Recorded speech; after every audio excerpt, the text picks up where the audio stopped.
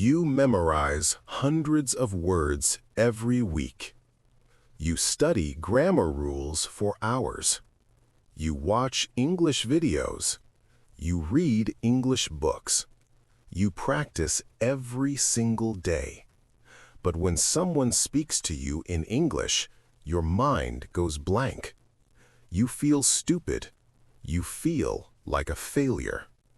But here's the truth. You're not stupid. You're just learning English wrong. Let me explain. My name is Thomas.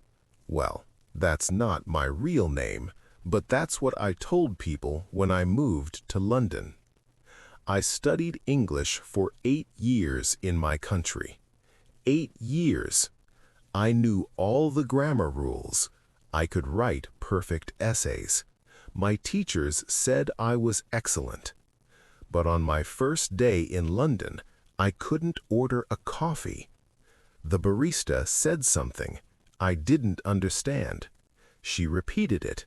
I still didn't understand. People behind me started looking annoyed. I felt my face turning red. I wanted to disappear. That night, I sat in my small apartment and cried. 8 years of study, and I couldn't order a coffee. I thought, maybe I'm just not smart enough. Maybe my brain doesn't work right. Maybe I'll never speak English. Have you ever felt like this?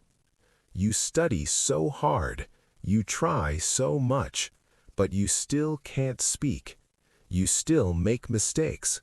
You still feel embarrassed. You start to believe something is wrong with you. But listen carefully. Nothing is wrong with you.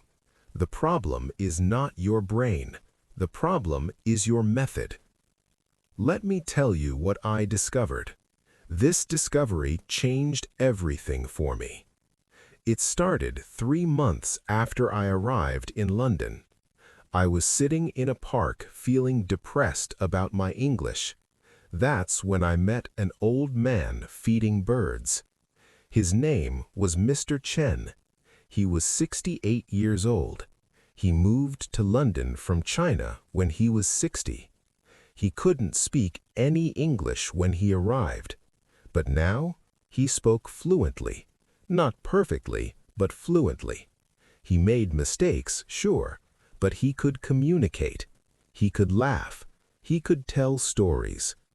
I asked him, how? How did you learn?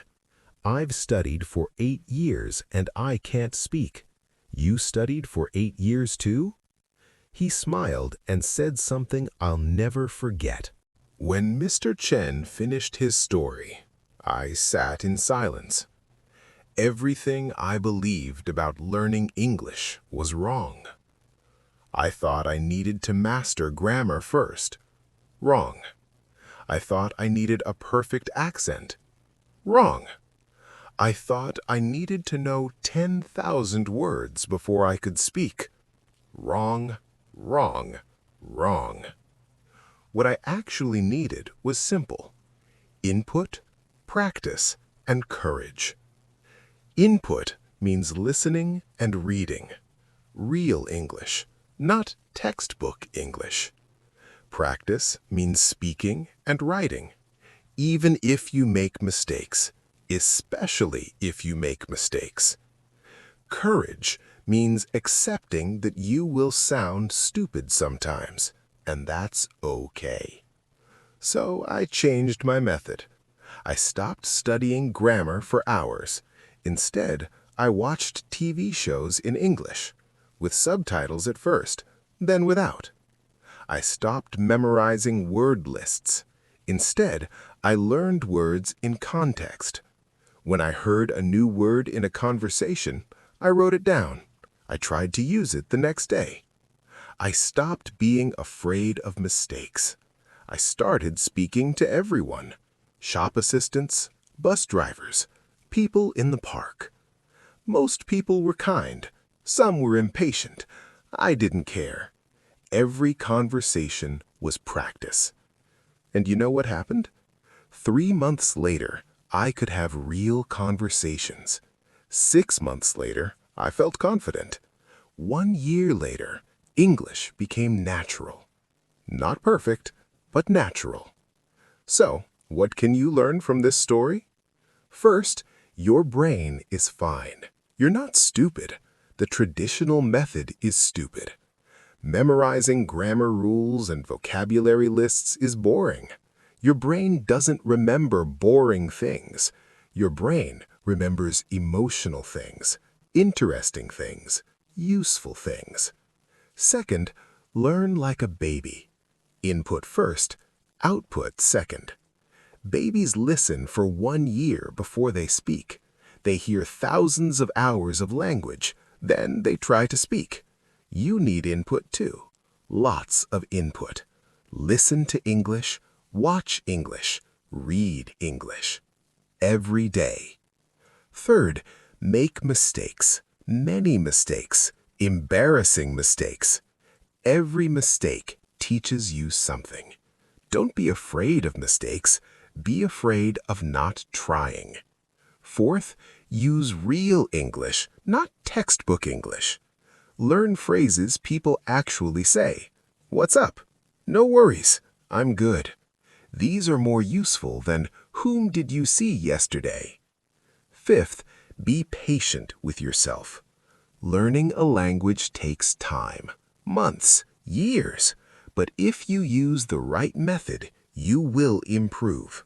Maybe not today, maybe not this week, but you will improve. Trust the process. Trust yourself. If this story helped you, if it gave you hope, do me a favor, subscribe to this channel. Every day, I will share a new story. Stories that teach English, stories that motivate you, stories that remind you you're not stupid, you're just learning English wrong. Tomorrow, I'll tell you about Maria. She failed English class 5 times. 5 times! But today, she works as a translator in New York. How did she do it? You'll find out tomorrow. Until then, remember, stop studying, start living in English. See you tomorrow. I never studied, Mr. Chen said. I just lived. I didn't understand. What do you mean you never studied? He laughed. Come, sit. Let me tell you a story. Mr. Chen's story. When I arrived in London, I was terrified. I couldn't read signs. I couldn't understand announcements. I got lost every day. My daughter wanted to send me to English classes, traditional classes with textbooks and grammar exercises, but I said no. You know why? Because I tried that before. When I was 50, I took English classes in China for 2 years. I learned nothing. Well, not nothing. I learned to say, hello, how are you? And my name is Chen. That's it. So in London, I decided to try something different. I decided to learn like a baby. You see, babies don't study grammar. They don't memorize vocabulary lists. They just listen, they copy, they try, they fail, they try again. So that's what I did. Every morning, I went to the same coffee shop, the same one, every day. The first week, I just pointed at things. I pointed at coffee. The barista understood. She gave me coffee. I listened to what she said. I didn't understand the words, but I listened to the sounds. The second week, I tried to copy the sounds. I said things wrong, very wrong. The barista smiled. Sometimes she corrected me. Sometimes she didn't, but she never made me feel stupid. I learned that small coffee means a small coffee. Large coffee means a big coffee. Simple, right? But I learned it by doing, not by studying. Every day, I learned 1 or 2 new phrases, real phrases, phrases people actually use. Not, the cat is on the table, nobody says that, but, can I get a coffee? Yes, people say that every day. After 1 month, I could order coffee. I could say small, large, with milk, no sugar. I felt so proud. Then I started going to the supermarket. Same strategy. Every day, same supermarket. I listened to other people. I watched what they said at the checkout. Do you need a bag? Card or cash?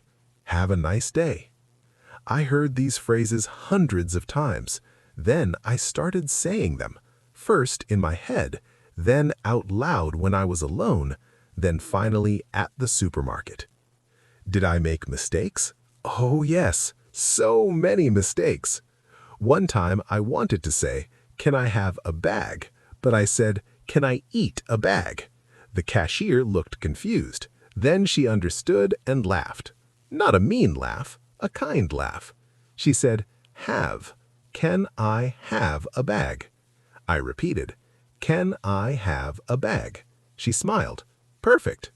That mistake taught me more than 100 textbook exercises. You know why? Because I was emotionally involved. I felt embarrassed. Then I felt happy when I got it right. Emotions help your brain remember. Then I joined a walking group, old people walking in the park every morning. At first, I just walked and listened. I didn't try to speak, too scared. But they were kind. They asked me questions, simple questions. Where are you from? Do you like London? How is the weather in China? At first, I answered with 1 or 2 words. China. Yes. Hot. But slowly I added more words. I am from China. Yes, I like London. The weather in China is very hot in summer. They didn't correct every mistake. They just listened. They smiled. They encouraged me. That's the secret. Encouragement, not correction. When you're always corrected, you become afraid. You don't want to speak because you don't want to be wrong. But when people encourage you, you want to speak more. You try more. And trying more is how you learn. After 6 months, I could have simple conversations. After 1 year, I could tell stories. After 2 years, I could joke and laugh in English. Did I ever study grammar? A little bit, later, after I could already speak. Grammar helps you polish your English, but it doesn't help you start speaking. You need input and practice for that. You need to hear the language. You need to use the language. You need to make mistakes in the language. That's how babies learn. That's how I learned, and that's how you should learn too.